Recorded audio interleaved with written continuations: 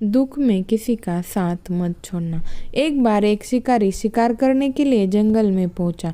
उसने अपने तीर पर बहुत ही खतरनाक जहर लगाया और शिकार को निशाना बना करके उसने तीर को छोड़ा, लेकिन उसका तीर चूक गया और तीर एक पेड़ पर जा लगा। वह पेड़ बहुत ही हरा भरा और बहुत सारे तोते उस पेड़ पर रहते थे।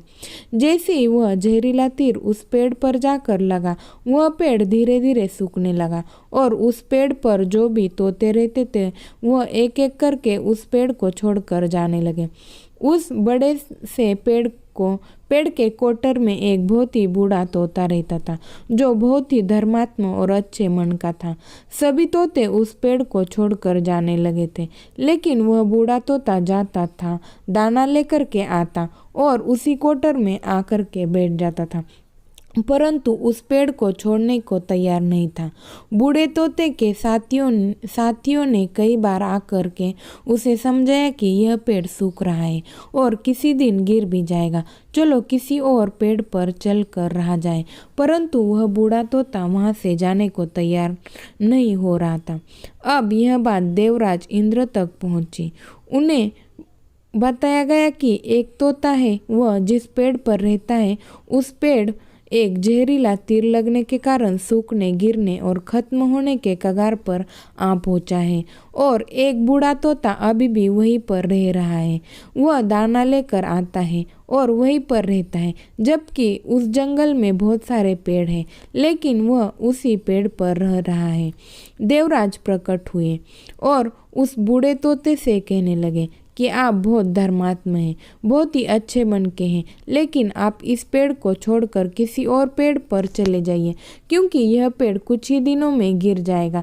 तालाब के पास में बहुत से बड़े बड़े हरे भरे पेड़ हैं, बड़े बड़े कोटर हैं, उन पेड़ों पर फल भी लगे हुए हैं, उन्हें वहीं पर तोड़कर खा सकते हैं, परंतु यहाँ से आप चले जाए।